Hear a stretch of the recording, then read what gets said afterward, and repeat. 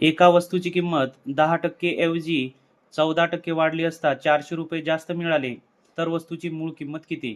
तर विद्यार्थी मित्रांनो, या ठिकाणी वस्तूची मूळ किंमत काढण्यासाठी सुरुवातीला आपण टक्केवारीतील फरक काढूया.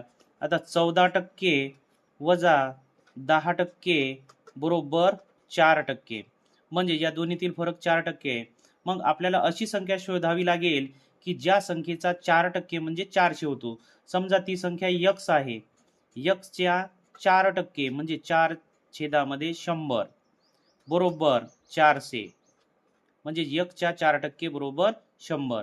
तर या ठिकाणी आपल्याला ची किंमत काढायची आहे, म्हणून हा अपूर्णांक बरोबर चिन्हाच्या उजवीकडे नेला असता आपल्याला याची गुणाकार व्यस्त संख्या मिळणार. म्हणजेच अंशामध्ये 100 जातील आणि छेदामध्ये 4. तर या ठिकाणी 4 एके 4, 4 शून्य 0 आणि 4 0 0. म्हणजेच x बरोबर 100 गुणिला 100. म्हणजेच x बरोबर 10,000. म्हणजेच त्या वस्तूची मूळ किंमत 10,000 आहे.